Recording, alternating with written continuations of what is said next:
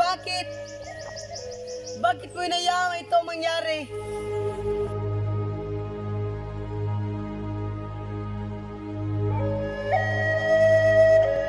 Bakit mo inayaan pagtaksilan ni Adolfo, si Haring Lencillo, at pinatay ang aking ama? Siguro, ito na ang aking katapusan.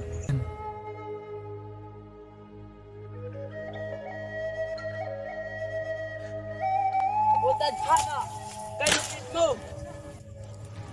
Dahil kinuha mo ang aking minamahal, kinuha mo si Florida. Paalam, kahariang Albania. Paalam, mahal kong Laura.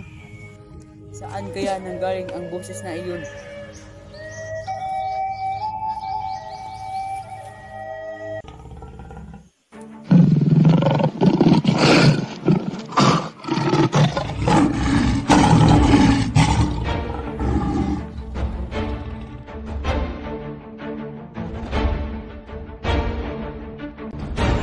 Ako na ang tao na ito.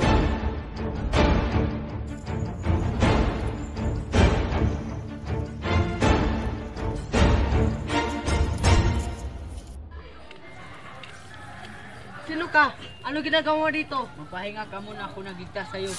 Hindi mo ba napapansin na tayo magkaaway? Isa ka muro! Anghal! Dagdagan mo lang ang iyong pasakit! Kung gayon, salamat. Pare ko bang malaman kung bakit ka napadpad dito? Halika, hayaan mo ako magsalisay sa aking buhay.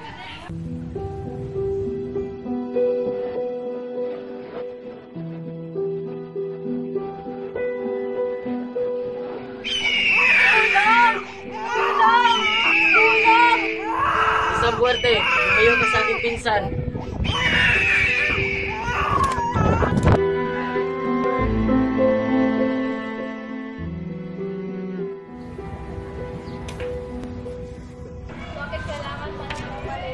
Dahil mas maganda ang pagtuturo doon sa Aslena. Kung hindi siya mag-aaral, paano na ang kinabukasan niya? Sino na ang mag-aalaga sa kanya? Sino na ang mag-aalaga ng anak ko? Huwag kang mag-alala. Aalagaan siya ng mga guro doon.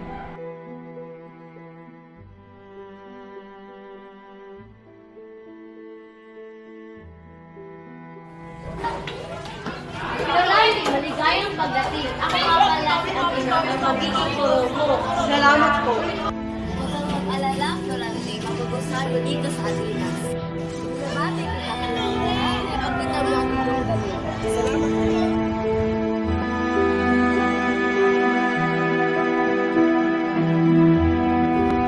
Si Florante at Adolfo ang unang magsasadula.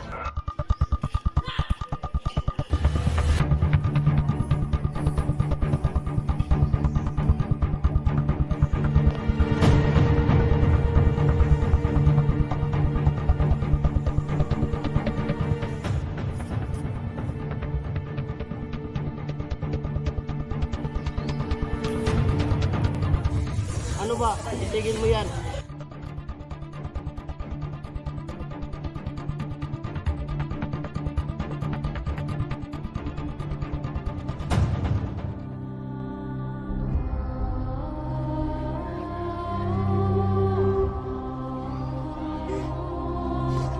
Aking ina, hindi man lang tayo nagsama ng matagal.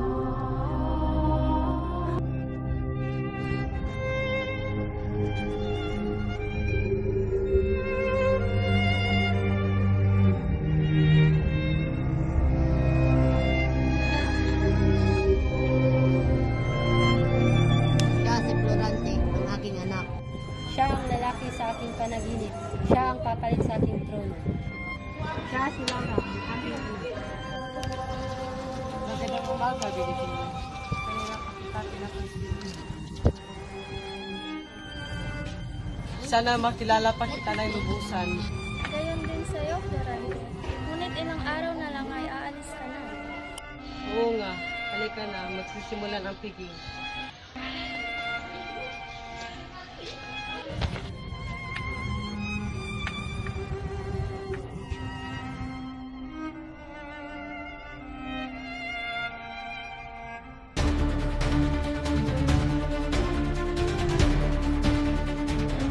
Sana, nanalo tayo!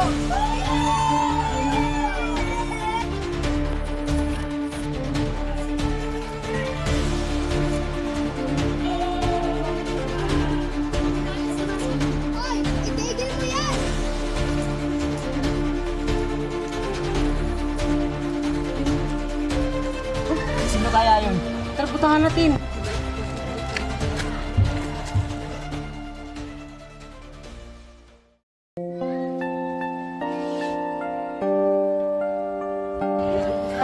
Bakit ka pala dito? Simula nang nawala ka, naging magulo na ang bayan. Madalas akong pagtangkaan ni Adolfo. Pinaslang niya ang aking hamang hari at maging ang iyong ama.